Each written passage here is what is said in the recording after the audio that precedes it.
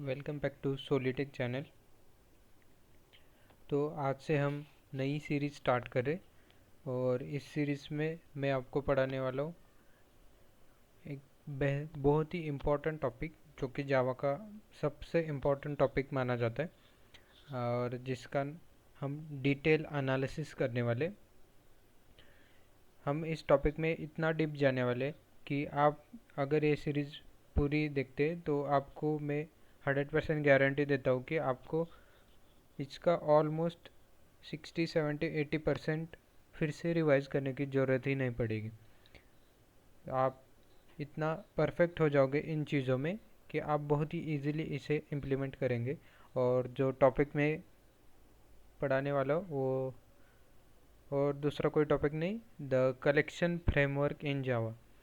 जावा का सबसे important topic और सबसे इम्पोर्टेंट माने जाने वाला टॉपिक है कलेक्शन फ्रेमवर्क। अब ये कलेक्शन फ्रेमवर्क क्या है, इसे कैसे यूज़ करते हैं, इसमें क्या एक्चुअली चीज़ें हैं, इसका हम बहुत ही डीप एनालिसिस करने वाले। और हर एक पॉइंट में इतना डीप उसको बताने वाला कि आप उसे अपने सामने से खुला हुआ देखेंगे। तो let's start our collection framework in Java. So आज का पहला पॉइंट है, आज बहुत ही बेसिक वीडियो होने वाली है। आज मैं आपको सिर्फ कलेक्शन फ्रेमवर्क का इंट्रोडक्शन और उसकी हायरार्की दिखाने वाला हूँ। तो पहला पॉइंट है, व्हाट इज़ कलेक्शन फ्रेमवर्क। जब भी हम कुछ पढ़ रहे होते हैं तो पहला पॉइंट आता है कि वो चीज़ क्या है। तो आज का पहला पॉइंट है, व्हाट इज़ कलेक्शन फ्रेमवर्क। तो पहले तो समझते हैं कलेक्शन क्या है। कलेक्शन मतलब क्या। कलेक्शन का सिंपल मीनिंग है, collection is nothing but unit representing group of object. मतलब क्या, कोई एक चीज़ जो बहुत सारे चीज़ों की कलेक्शन को बता रहा होगा। मतलब मेरे पास 10 12 एप्पल है और उसे मैं एक साथ कहीं पे लेके जा रहा हूँ तो मैं क्या बोलूँगा, कलेक्शन ऑफ एप्पल। तो कलेक्शन ऑफ एप्पल को एक सिंगल यूनिट हम बोलते हैं और उस वो रिप्रेजेंट क्या करता है, ग्रुप ऑफ ऑब्जेक्ट, मतलब ग्रुप ऑफ एप्पल्स। तो वैसे ही जावा में भी एक कलेक्शन है और कलेक्शन का मतलब group of, not just object, it is actually group of something. We will discuss it in further videos. तो पहला क्या पॉइंट है, it is set of classes and interfaces that implement commonly reusable data structure। जब भी हम ये चीज़ देखते तो हम पहले तो डर जाते कि ये डाटा स्ट्रक्चर एंड एल्गोरिदम बहुत ही बड़ी चीज़ है, हमें नहीं करना, और ये बहुत ही कठिन चीज़ है जो हमें नहीं आती। तो ऐसा बिल्कुल भी नहीं है। जब भी डाटा स्ट्रक्चर बोलते हैं तो उसमें सिर्फ कॉन्सेप्ट ज़्यादा है, बट अगर हम एक बार उसे पढ़ ले तो वो बहुत ही आसान चीज़ है। उससे जैसे आसान चीज़ आपको फिर कोई भी नहीं लगेगी। तो कलेक्शन फ्रेमवर्क क्या है। कलेक्शन फ्रेमवर्क है set of classes and interfaces that implement commonly reusable data structure. मतलब कलेक्शन फ्रेमवर्क में बहुत सारी क्लासेस और इंटरफेसेस हैं जो कि हमारे डाटा स्ट्रक्चर जैसे कि set, queue, stack, array list, vector, इन सब डाटा स्ट्रक्चर को इम्प्लीमेंट करता है। और collection framework also provide architect to store and manipulate the group of objects. मतलब जो भी ये डाटा स्ट्रक्चर है उसको इम्प्लीमेंट करने के लिए वो आर्किटेक्ट प्रोवाइड करता है। तो कलेक्शन फ्रेमवर्क में क्लासेस और इंटरफेसेस है। कलेक्शन फ्रेमवर्क क्लासेस और इंटरफेसेस का ग्रुप है जो कि यूज़ होता है डाटा स्ट्रक्चर और एल्गोरिदम को इम्प्लीमेंट करने में। तो कलेक्शन फ्रेमवर्क के कुछ ऐसे पॉइंट्स हैं जो हमें आगे जिनकी ज़रूरत पड़ेगी। तो वो पॉइंट्स क्या है, collection can not hold basic data type. मतलब जो भी हमारे प्रिमिटिव डाटा टाइप्स है जैसे कि इंट, फ्लोट, लॉन्ग, डबल, ये सारे जो बेसिक प्रिमिटिव डाटा टाइप है वो कलेक्शन होल्ड नहीं कर सकता। मतलब हम कलेक्शन इन डाटा टाइप्स का नहीं कर सकते। तो वो क्या होल्ड करता है, तो फिर तो वो होल्ड करता है रैपर क्लासेस। रैपर क्लासेस मतलब क्या, वही डाटा हम इन टर्म्स ऑफ क्लासेस के ऑब्जेक्ट में कन्वर्ट करते, और जिनकी क्लासेस है इंटीजर, लॉन्ग, डबल, ये सारे क्लासेस की पहले लेटर कैपिटल है, और इंस्टेड ऑफ इंट हम यहाँ पूरे इंटीजर लिखते, पूरा लॉन्ग लिखते। तो ये रैपर क्लासेस क्या है और ये क्यों इसमें यूज़ करते हैं कलेक्शन में, ये अपन आगे देखेंगे। तो ये बहुत ही इंपॉर्टेंट पॉइंट है। Collection can not hold basic data types जैसे कि int, float, long and double. तो ये हमें ध्यान में रखना है आगे पढ़ते वक्त। और उसके बाद एक पॉइंट है, collection do not need to assign certain capacity when initiated, they can grow or shrink in size automatically when objects are added or removed। मतलब कलेक्शन को हम जब भी बना रहे होते तो उसको साइज नहीं देते। हम क्या, कलेक्शन क्या करता है, ऑटोमेटिकली ग्रो और श्रिंक करता है। जैसे ही हम डाटा ऐड करते जाते तो वो ऑटोमेटिकली अपनी साइज़ बढ़ाते रहता है, जो कि बहुत ही इम्पोर्टेंट एडवांटेज है कलेक्शन फ्रेमवर्क का।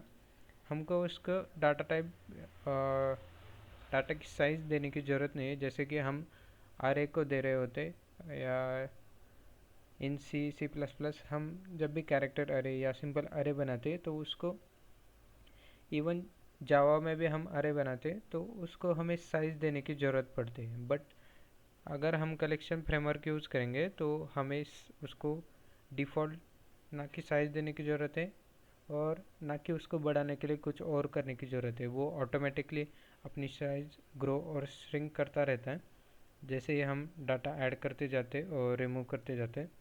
तो ये कुछ पॉइंट्स हैं जो कि हमें ज़रूरत है, और ये पॉइंट्स बताते हैं कि कलेक्शन फ्रेमवर्क एक्चुअली क्या है। और इसके बाद है कलेक्शन फ्रेमवर्क हायरार्की। मतलब इस कलेक्शन फ्रेमवर्क में कौन से डाटा टाइप्स इम्प्लीमेंट करके रखे, और वो data type, not data types, it actually data structures, कौन से डाटा स्ट्रक्चर्स उसमें इम्प्लीमेंट करके रखे, वो सारे की इंफॉर्मेशन मैं देने वाला हूँ। तो जैसे कि ये ब्लू वाला जो है वो इंटरफेस है। इंटरफेस क्या होता है, इंटरफेस का ऑब्जेक्ट हम नहीं बना सकते, और उसमें सारे मेथड्स जो होते हैं उनका लॉजिक नहीं रहता, वो एब्स्ट्रैक्ट मेथड्स रहते हैं। तो ये इंटरफेस क्या है, और उनको इम्प्लीमेंट करने के लिए हमें क्या करना पड़ता है, कुछ क्लासेस को यूज़ करके उनको इम्प्लीमेंट करना पड़ता है। हम डायरेक्टली अगर लिस्ट लिखे और उसका ऑब्जेक्ट बनाने जाए तो उसका ऑब्जेक्ट नहीं बनेगा। उसके लिए हमें ये उसकी क्लासेस यूज़ करके उसको इम्प्लीमेंट करना पड़ता है। तो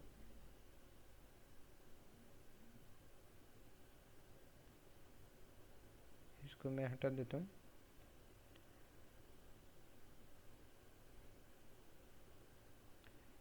तो हायरार्की में सबसे पहले आता है इटरेबल इंटरफेस। इटरेबल इंटरफेस क्या है वो मैं आपको आगे इस सीरीज़ में बताने वाला हूँ।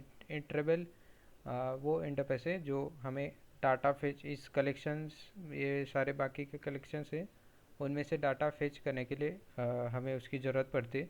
इटरेबल को, ये जो एरो है जो कि सॉलिड एरो है, वो क्या क्या रिप्रेजेंट कर रहा है, एक्सटेंस। एक्सटेंस मतलब क्या, ये जो इटरेबल इंटरफेस है उसको ये कलेक्शन इंटरफेस एक्सटेंड कर रहा है। मतलब ये कलेक्शन इंटरफेस है, इस इटरेबल का चाइल्ड है। इस कलेक्शन फ्रेमवर्क में हमने इटरेबल एक्सटेंड करके रखा है, मतलब कलेक्शन इटरेबल का चाइल्ड है। और इस कलेक्शन के चाइल्ड कौन से हैं, लिस्ट इंटरफेस, क्यू इंटरफेस और सेट इंटरफेस। तो ये जो सॉलिड एरो है वो रिप्रेजेंट कर रहा है एक्सटेंड। एक्सटेंड मतलब क्या, जब भी दो इंटरफेस होते हैं, अगर वो पेरेंट चाइल्ड रिलेशन में होते तो हम उसको एक्सटेंड बोल सकते हैं।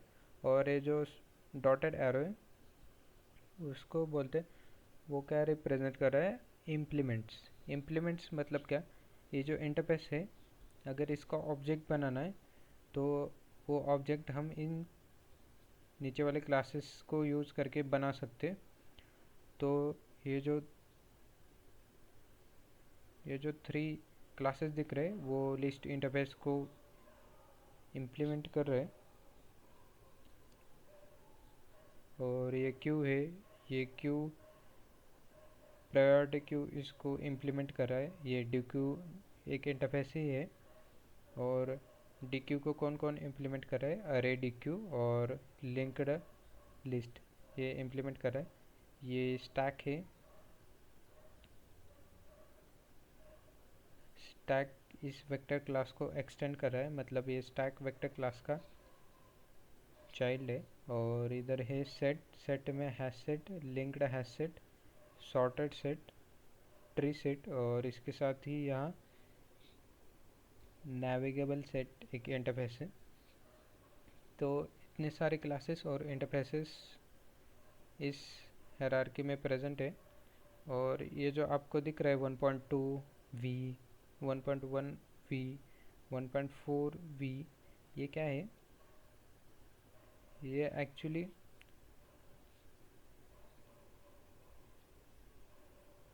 एक्चुअली ये रिप्रेजेंट कर रहा है कि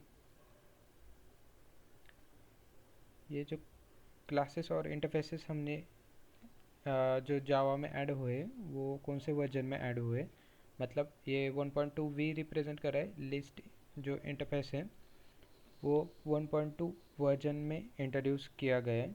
और 1.2 वर्जन के बाद इंट्रोड्यूस किया गया है। ये जो स्टैक है वो पहले वर्जन में इंट्रोड्यूस किया गया है। और उसके साथ ही लिंक्ड हैशसेट है,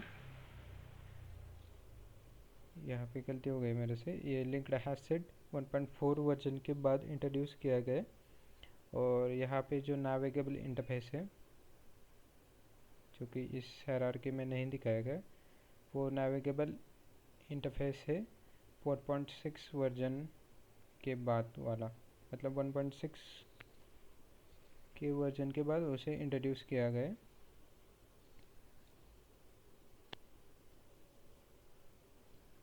तो इस कलेक्शन फ्रेमवर्क के हायरार्की में इतने सारे इंटरफेसेस और क्लासेस प्रेजेंट है। तो हम क्या करने वाले इस सीरीज़ में, हर वीडियो में एक या दो या तीन क्लासेस और इंटरफेसेस में आपको डिटेल एक्सप्लेन करने वाला हूँ। उसके क्या कौन से मेथड्स है, उसे हम कैसे यूज़ कर सकते और उसका रियल लाइफ में कहाँ यूज़ कर सकते, वो सारा हम देखने वाले। तो आई होप आपको ये वीडियो अच्छी लगे और आई होप आपको ये सीरीज़ पसंद आए। तो आज के लिए बस इतना ही, मिलते हैं अगले वीडियो में। प्लीज़ लाइक शेयर सब्सक्राइब और अपने दोस्तों के साथ ज़्यादा से ज़्यादा शेयर करें ताकि मैं ऐसे नए नए वीडियोस बनाता रहूँ और अपने साथ आपको भी सिखाता रहूँ। Thank you, have a nice day.